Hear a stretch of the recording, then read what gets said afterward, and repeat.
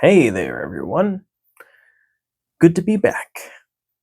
Time to talk about the day to the best of my abilities. So, here we go. So, I was woken up at 8:30 to once again move my car out of the way from behind my mom. She had to leave for it was it work? No. Uh huh. Oh yeah, it was for personal business. So I did that, moved out of the way, left. I went into my room and I went back to sleep again. Stayed in bed until around 11. Got up, got some water, went in my room, and then I decided to go on my phone and watch this video on YouTube about how it was a guy talking about how capitalism is causing things to no longer last and have value over extended periods of time anymore, and how things are built to be obsolete, planned obsolescence. And he proved this by buying a car from like the early 90s and proved that this thing was built to last. And yeah, and he went through all the effort of essentially fixing it up throughout the video and then giving examples of like how modern cars are built now with cheap like plastic that feels like it can warp and break if you look at it funny. Whereas the car from the early 90s had a very tactile, clippy, smooth feel to it. And driving felt very smooth, efficient, and nice. And apparently, like a lot of cars nowadays don't really like do that. They're very um, apparently built to have expiration dates so you can buy the next car. It's pretty sad. Um, After I was done watching that, I went out of my room, greeted my sister, and we decided to go to the grocery store because we were both really hungry. Of course, before we left, I decided to get some peanut butter with nuts in it so that way I could feel satiated throughout the trip. We went to the store when we arrived. We were looking around and we decided to make some of that hamburger helper mac and cheese hamburger box by getting some roast beef, but there was an idea to enhance the flavor on the back of the box. They even showed a picture of some pickles, which wasn't part of the original recipe. So I suggested, hey, we should put some pickles in there. It might really make it taste like mac and cheese. So my sister agreed. We got some pickles, we got some tomatoes, we got some um, well, we already had bacon, so we didn't need to worry about that. Um, and we even got more mac and cheese, the spindly ones. And we got everything we needed, and we, left the store. Um, and oh, before we left, we wanted to get a snack because we were very hungry and we wanted to snack on something. And we decided on getting lemon Oreos, and we ate those in the ride back from the store. And let me tell you, these lemon Oreos were incredible. They were so good. I greatly enjoyed them. I don't know what it was, but the flavor was just out of this world, in my opinion. So we eventually arrived back home, and when we got home, we were just snacking on these, and my mom had returned from the grocery store. We helped unpack and put things away. My sister cleaned the fridge, and my mom got a printer, and she needed help setting it up, so I helped set up the printer. And when the printer was set up, I helped my sister with, well, she was making the hamburger helper mac and cheese with additional mac and cheese and putting that in. We were using half and half instead of milk for a creamier cheese sauce. And yeah, she pretty much did like all the cooking. Although I did put some beef tallow oil on and some fries I got from the store, and seasoned those, and we had that.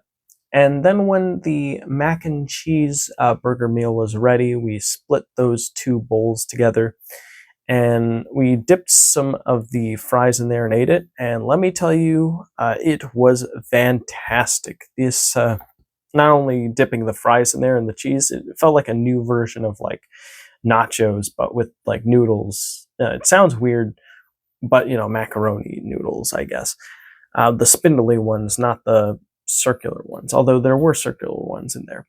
But anyways, it was the beef, it was the cheese, it was the bacon, it was the pickles, it was the tomatoes. All of them combined together just created a unique experience. It was basically like eating a saucy burger without the bread. Very tasty. I guess the noodles did the carb work. And yeah, the fries were really good too because they were fried in the beef tallow. So, we had our meal. We decided to watch a movie, and we watched Fantastic Mr. Fox. And I was just reminded how incredible that movie is. Dare I say it, fantastic. It was just an incredible film. I believe it was like 2009 it came out. And in my opinion, that era of films between 2007 to 2000, I would say, I want to say 10, but I want to stretch it out to maybe 11, but I'm going to just say 10. The era between 2007 to 10 was like what I would call the hipster era for entertainment. And the reason I say that was because there was like a lot of like artistic interpretations and of like stories like Fantastic Mr. Fox, Coraline, and Where the Wild Things Are. And then you had just these shows with these very unique premises that were very storybook-ish, like what was that one, Pushing Up Daisies, like really fun show. It was like a stop motion cartoon but in live action. And you just had so many creative, unique things, and in the gaming world too. Like I just think of Bioshock. Bioshock came out during that 2007 to 10 era, or Mario Galaxy. Like something about the era just felt like pure like expression and creativity. I don't know what exactly it was that sparked that era to happen, and why it felt kind of short-lived before things started to become a bit more conglomerate corporate-y. But that was like this weird brief window where things were like allowed to be as fun as possible. Part of me thinks maybe it's because around that time that's when the writers' strike was happening, and like for Hollywood, or writing teams, and when they were able to negotiate strong deals, they felt extra compelled to put in extra effort to make really interesting shows and projects. Um, I mean, that's a theory. It could be because this was around the time like a major housing crisis like happened that caused a severe crash, and so people were really down on their luck, and to save people from, or make people feel better after this that calamity, there was an influx of more creative, hopeful, or at the very least, very expressive art coming out around that time. Yeah, I'm not exactly sure what it was, but I feel like, and it also happens that I was between the ages of like 8 to 11 when that era happened. So it's probably my rose tinted nostalgia, childhood glasses looking back on that era on top of like just thinking back about it. But I don't know, there was shit. And also it was like right around the time when smartphones were starting to creep into people's lives but hadn't overtaken people's attention yet, and people were still kind of experiencing life still in a way where it didn't feel like it was warped by like online discourse and opinions and stuff. So things just felt more pure and less what would you say, like I guess, like, dogmatic. Not exactly sure, but just things didn't feel so cynical as they do now. There's a lot of reasons for why the era probably felt really like unique compared to any other era in history for, or at least entertainment history, specifically in America. I don't know. Oh yeah, Little Big Planet, another hipster era example. My sister called the hipster era. Fantastic Mr. Fox is definitely part of that ilk. And yeah, it's got fantastic art. It's got witty writing. It's got an excellent. It's an excellent adaptation of like a children's story in a way where anyone can watch it and enjoy it. It feels really grounded and real, even though like it's you know animal puppets, and it just has this strong like bizarrely like American vibe to it, despite the fact that like I like how the all the animals are American and they listen to American music, but the villains and the town that the humans in the story inhabit, um, they're British. So I just think that's so interesting how the director made that conscious decision to make the animals American and the villains British. It's kind of funny. Um, but yeah, very very cool show. I mean movie. Really love it a lot. Lots to love about it.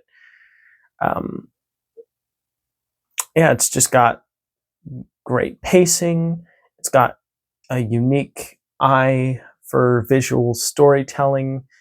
I was joking with my sister at the beginning of the movie when the Fox and his wife are like, doing dodges like around security fences to get chickens. It kind of looks like a level from Mario Brothers, like the way it's like a side shot that's like panning, and they kind of did something like that with the first Mario movie. But personally, I think it would have been really cool if like I just threw this idea around if Wes Anderson did a Mario movie. I mean, I don't even know if that would even work, or if I mean he would even be interested in doing that. Like I don't know, but based on the way he shoots his movies, very flat, very like first one point perspective, like an entire Mario movie, and like the flat perspective that he's known for shooting, just feels like it would have been really funny and fun and appropriate for that particular franchise. But again, he doesn't really do franchise movies. And when he does an adaptation of a story, he puts a very unique Wes Anderson spin on it.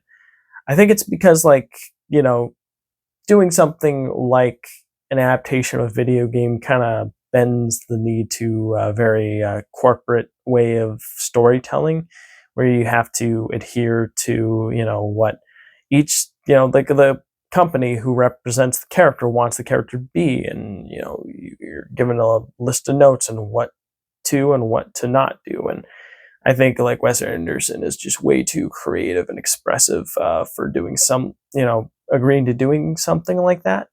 So I guess it makes a lot of sense why he, wouldn't do something like a Mario movie. But I just think it would be really cool and interesting if he did. But I mean, I definitely understand why not. And currently, he's more interested in doing a bunch of artists. It feels like he's just pumping out movies like left and right. He's like the Uwe Boll of art house like feature films. Which is weird to say because Uwe Boll's movies are terrible. He's a guy known for doing a bunch of awful video game adaptations. Kind of funny because I was saying he'd be good for a Mario movie, Wes Anderson. And there's another guy called Paul W.S. Anderson who does do video game, or is that another? There's like three Andersons. I get confused. There's Paul Anderson, there's Wes Anderson, and there's Paul W.S. Anderson. I don't know. It gets confusing. It's weird how there's three dudes that have the last name Anderson that are working in the movie industry and both have a wildly different resumes. I mean, it makes sense because they're each their own individual person, but it's just weird. um, yeah, I just got carried away with that, didn't I? Anyways, movie's fantastic. Loved it. After that, I felt the need to walk around the neighborhood for a while, so I said goodbye to my sister, my mom, and I went off for like a good hour, 2 hours of walking. And yeah, I was listening to a Digital Foundry podcast where they were talking about, like, the constant uproar and negativity surrounding Sony's decision with getting rid of physical game media. And they were thinking about like how this could long term damage the brand. And then John Lennerman was just going through all the horrific scenarios of what this could mean for future game industry going forward, the future of the game industry going forward. Like he's talking about how Sony's paying attention to the digital purchases, but really the most money being made is from those forever games like your Robloxes and your Minecrafts and your Fortnites, which are essentially just kind of a new version of the console where you have this one app that you select and you basically can do whatever you want in that one app. And it's no longer like, the hard console where it's like you buy the physical device, you choose one game that was made with specific design aspects and with that device's specs in mind, and then you play that game from beginning to end. Instead, the forever games are basically just like one singular app that you choose to go online, hang out with your friends, and then you can like do a bunch of different games within the game and spend insane amounts of money on cosmetics and skins and things like that. I never understood why people did that with games like Fortnite. I mean, it's like, I know most of the audience is probably just kids who don't really understand the value of money at all and just want to look cool in the game to impress their friends, right? But it's like, I don't know.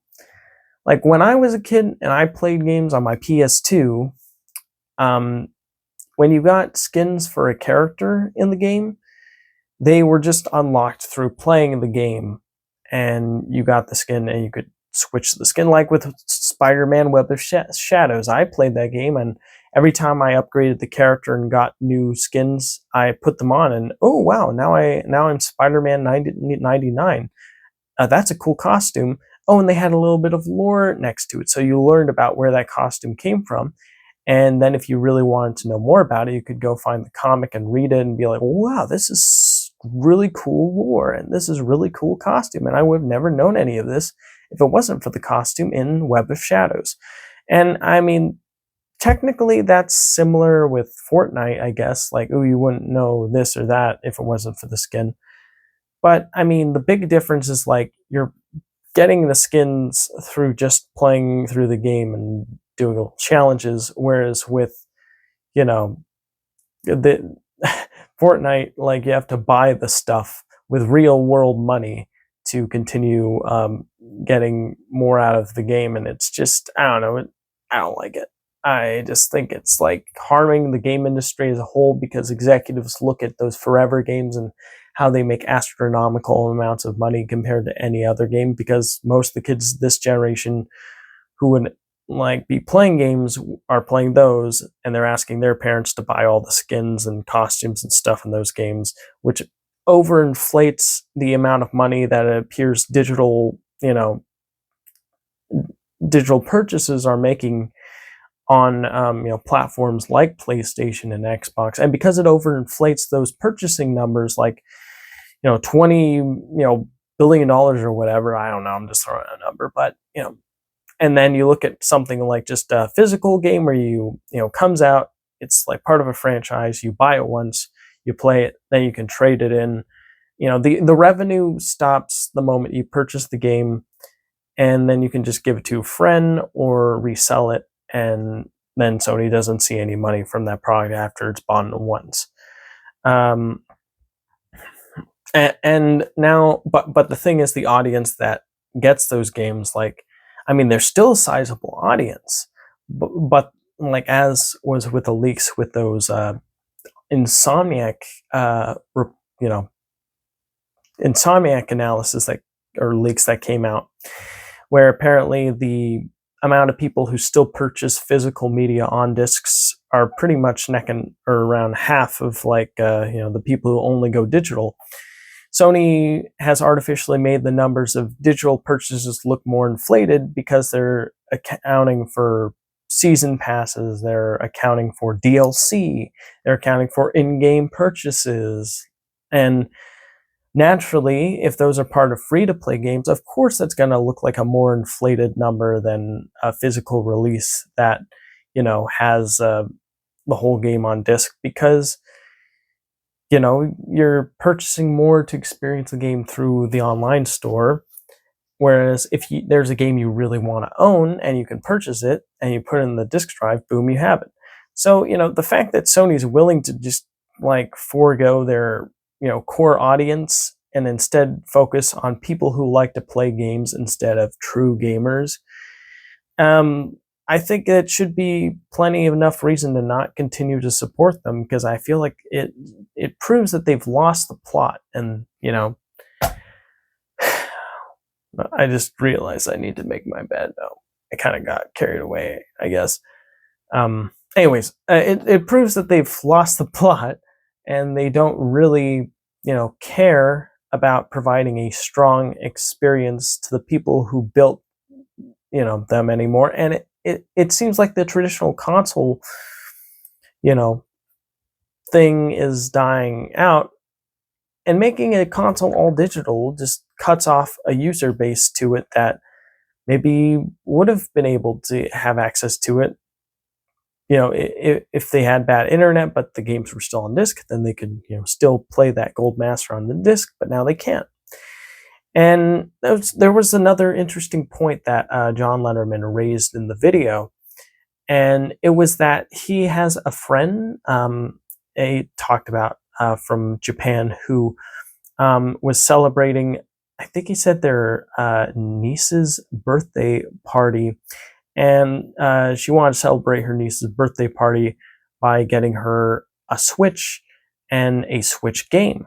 But the Switch game that she got for her niece was a code in the box instead of the actual, a cartridge, which forced her to return that game and get another one, because she was worried that that would mean needing to create an online account in order to access that game.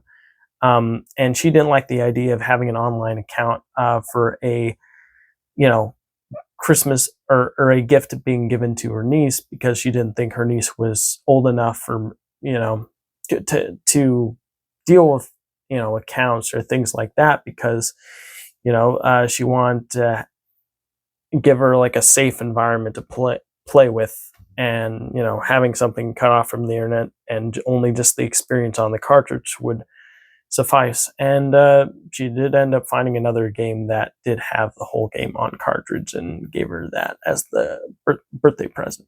And it was basically John Lennerman's way of saying that if these consoles go all digital, then they may very well cut off a significant audience that would have bought into it, because maybe there are parents who want to get that device for their children, but if it means having to create an online account, giving their payment information, hoping and praying that those online stores don't get hacked and people's accounts don't get drained, or like their kid upcharging their credit card that they forgot to wipe off the console, it just makes these devices more really only focused for like people who are already having jobs, kind of like how Lego makes stuff for like adults now, like, because they make sets that are like $200+. Yeah, it's just it feels like being accommodating to an entire audience base is no longer like a thought in these companies' minds. All they want is as much money from the biggest whales as much as possible. When I say biggest whales, it means the people with the deepest pockets who are willing to continue forking out the cash for it.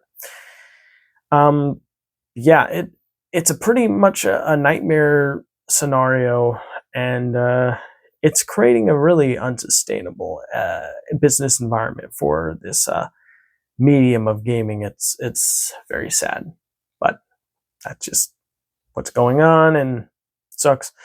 Hey, at least there's one final option right now, and that's the Switch 2 still has games physically released on cartridge. I know people are going to say, but what about keycards? All of them are releasing on keycards. No, they're not.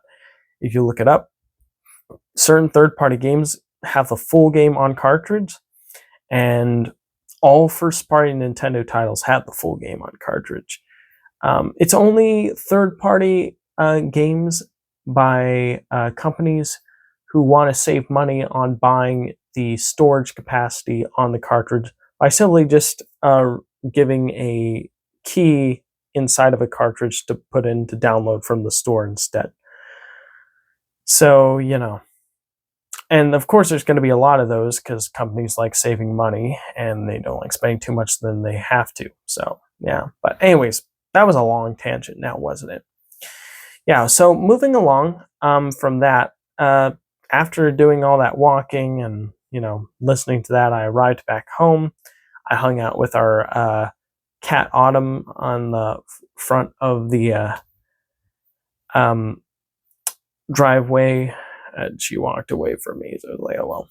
And then I went upstairs, or not upstairs, sorry, in the house, and I was decided to listen to a video where Ross Coulthart was interviewing UAP Gerb about what disclosure might look like and what he believes who should be put in charge of the disclosure movement that would bring meaningful disclosure to the masses. And apparently Gerb believes that David Grush would be his premier top pick candidate to give complete and total disclosure to all of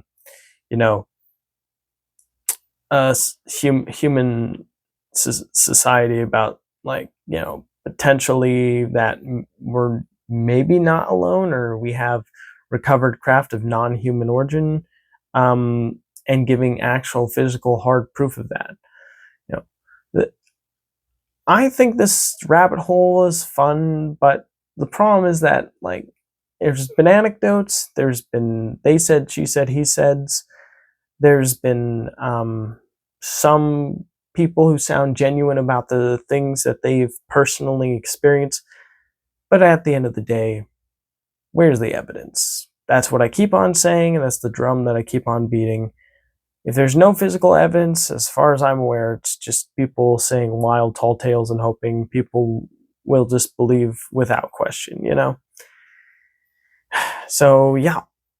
But hey, I'm glad that this conversation is being had with Gerb and Ross, and they're trying to get to the bottom of this, and that's kind of fun. And then, yeah, after that, my sister suggested we could put up the projector outside and watch a movie on a projector screen while swimming. So I thought that was a great idea.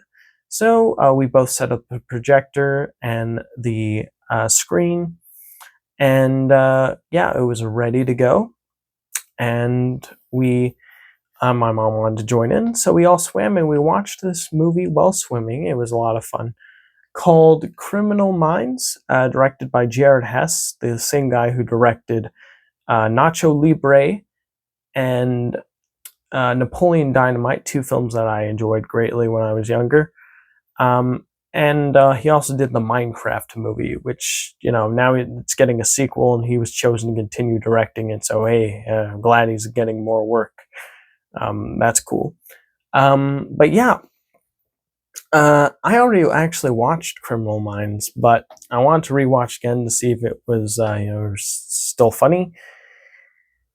It felt like a movie written by Saturday Night Live writers, where the jokes were kind of lowbrow and really dumb, but they were trying to, sell it with these goofy performances by Zach Zach Galifianakis, Zach Galifianakis, Zach Galif, Zach Galifianakis, Zach Galif.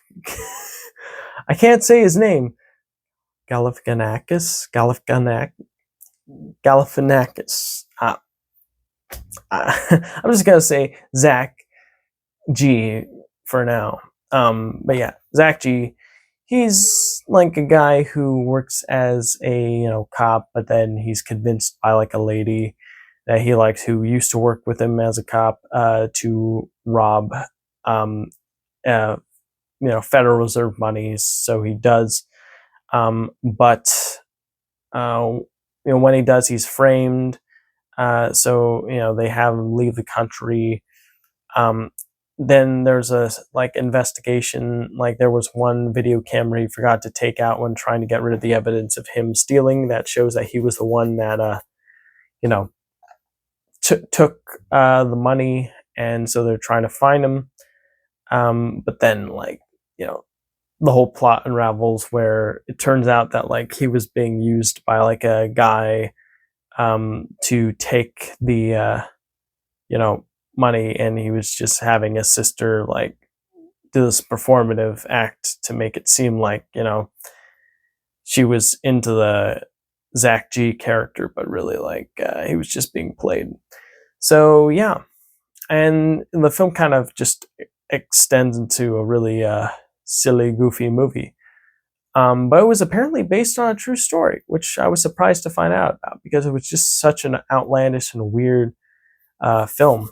One of the most interesting things about it was the fact that, in the movie, they show that Zach G's character pushes a barrel into the water that's filled with cash, and then in the movie they make a point saying that there's $2 million unaccounted for. And apparently they state at the end of the movie in the post-credits, this was based on a true story scene showing, a picture of the real people versus the fictional people, versions of them, is that, they say this was, the $2 million was never found.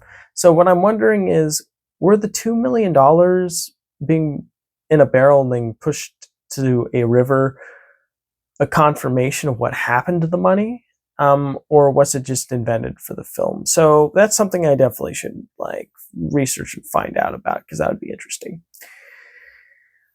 But yeah, we finished watching the movie. It was a lot of fun. Had some coffee in the middle of it, and then we watched this. My mom wanted to watch some Tom Petty videos, so we saw two. And Talking Heads video. And Talking Heads was like da da da da da bum bum bum bum bum bum bum bum.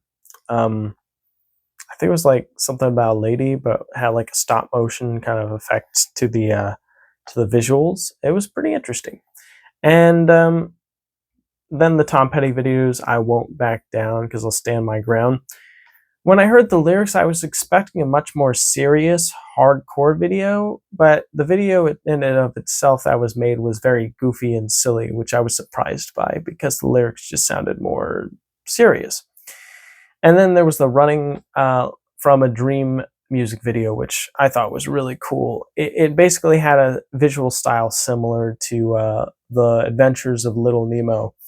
If anyone knows it, it was made by this cartoonist who would later create one of the first animated characters with personality, Gertie the dinosaur. And it was really cool the fact that they even did that music video in that art style, and it looked pretty similar to that guy's work too. I wish I remembered his name right now, but I don't. But yeah, really, really cool video. I liked that. And then I decided to watch some clips from The Thief and the Cobbler, the Richard Williams unfinished animated feature, just because I always like watching that footage because it just bends my mind how impressive the 2D hand-drawn work really is in that film. It's just absolutely incredible. And yeah, then me and my sister put the setup away. She heated up some of the cheeseburger mac and cheese meal. My mom gave me some barbacoa. I cooked some fries. I had that, all three of that, along with one of those Oreo cookies. Very fattening, unhealthy meals today, but it was very delicious regardless. And yeah, then me and my sister hung out, chatted about different, like, how the dollar's more valuable in certain parts of the world than it is here. Like in Brazil, apparently it's like the US dollar's like 5 times more valuable there than it is here, which was really cool to hear and made us think, maybe we should take a trip to Brazil. That'd be fun. And yeah, we after that said goodnight, went to my room. I watched this video about a guy talking about the experience of what would happen after one dies, from most scientific to most fantastical. One of the more interesting ones was apparently your brain already has a predetermined decision of what you're going to do before you believe you've made that decision yourself. Essentially implying that we don't really have free choice. Our brain just subconsciously coming up with decisions and then making us think that we came up with them. Very interesting theory. Yeah, not exactly sure if I agree with it, but it's just interesting. It makes you feel like you have more of a more conscious view of how your mind works, you know? But yeah. Anywho, there was many other theories presented and talked about, but that was the most interesting one that I wanted to talk about. After I was done watching that, I decided to watch the video from the very same creator because I liked his video about death, about like different alien hypotheses.